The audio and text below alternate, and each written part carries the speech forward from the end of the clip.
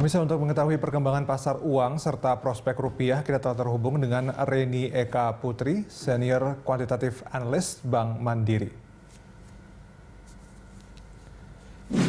Ya, selamat sore Mbak Reni. Mas. Ya, Mbak Reni, ini seperti apa tren pergerakan nilai rupiah sejak awal pekan kemarin hingga sore ini dibandingkan pekan lalu?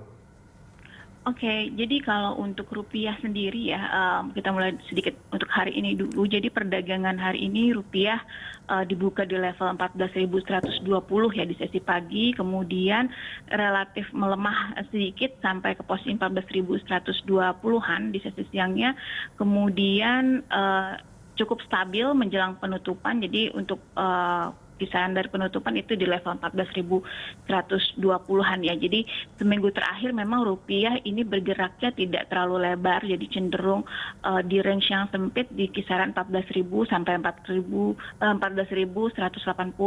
atau bisa dikatakan jika dibandingkan dengan pergerakan di akhir minggu lalu ini mengalami pelemahan yang tipis ya, sekitar 10 sampai 20 poin.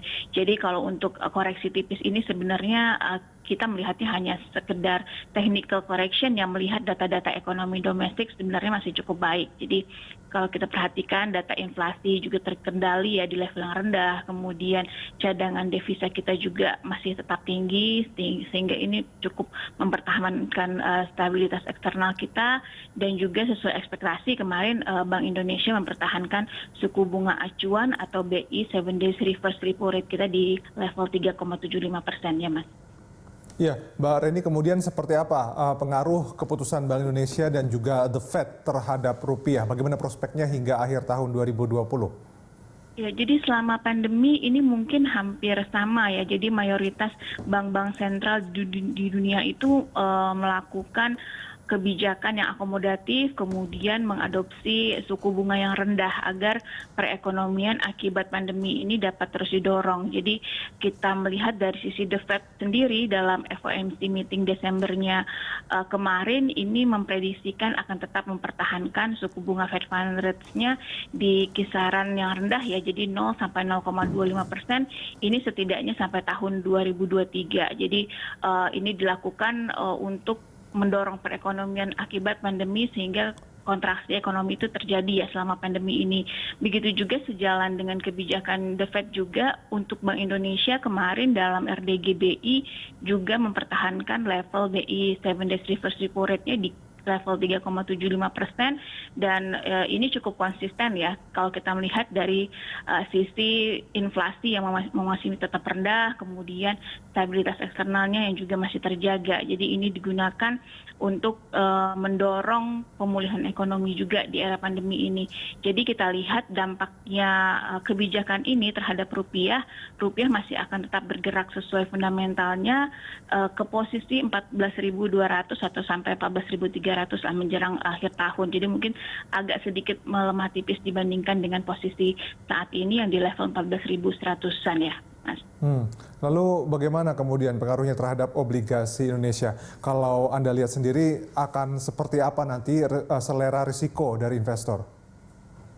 Kalau untuk pasar obligasi sejauh ini minat pasar terhadap obligasi itu masih cukup positif ya. Jadi dari awal tahun kita lihat capital inflow itu tercatat sebesar 88 triliun rupiah, dan sepanjang Desember saja itu sudah mampu meraup dana sekitar 3 triliun rupiah. Jadi di sini kita lihat dari asumsi-asumsi yang ada, kemudian dari perkembangan tren suku bunga yang rendah, kemudian tingkat inflasi yang terjaga, memang optimisme investor di pasar obligasi ini masih cukup baik, artinya masih cukup tinggi ya. Jadi kita melihat kinerja pasar obligasi juga tahun depan masih cukup menjanjikan, di mana saat ini kalau untuk imbal hasil SBN dengan tenor 10 tahun itu juga masih menunjukkan tren yang cukup stabil menuju sedikit ke bawah ya, jadi di level 6%-an. Jadi sebenarnya risk appetite investor untuk di pasar obligasi itu masih cukup baik, Mas.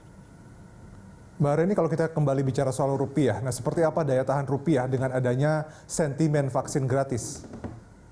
Kalau untuk vaksin gratis, memang ini pelaku pasar tampaknya menyambut positif ya, karena ini akan memberikan kemudahan terutama dalam hal akses ke vaksin ya. Jadi kepada masyarakat juga tentunya akan ada harapan penularan virus yang dapat ditekan dengan adanya vaksin. Namun selanjutnya selain dari digratiskannya vaksin, tentunya kita masih akan wait and see terhadap efektivitasnya gitu, karena dari beberapa jenis vaksin yang beredar saat ini memang masih harus dilakukan uji klinis ya untuk melihat kelayakannya dan juga harus mendapatkan izin dari BPOM terutama untuk penggunaannya di Indonesia gitu. Jadi kita masih wait and see sih. Tapi sejauh ini untuk pelaku pasar menyambut dari rencana vaksin akan digratiskan ini cukup positif ya Mas. Nah, kalau untuk pekan depan ini seperti apa prospek rupiah terhadap dolar Amerika dan juga mata uang aset lainnya? Sentimen apa yang harus diwaspadai?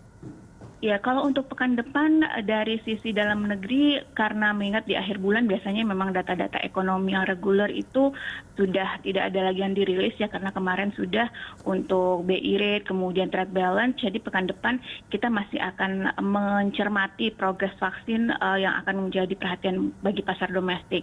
Namun kalau untuk eksternal kita masih bisa mencermati beberapa data reguler atau beberapa data ekonomi terutama dari Amerika Serikat yang terkait dengan data penjualan rumah ataupun juga dari sektor ketenaga kerjaan ya, itu seperti jobs data, initial jobless claim dan maupun continuing claims-nya, karena ini dapat menjadi sentimen juga bagi pergerakan dolar gitu. Jadi terkait dengan perkembangan USD index atau indeks dolar yang saat ini memang cenderung merendah ya di bawah level 90, ini juga masih bisa menjadi katalis tambahan juga untuk rupiah.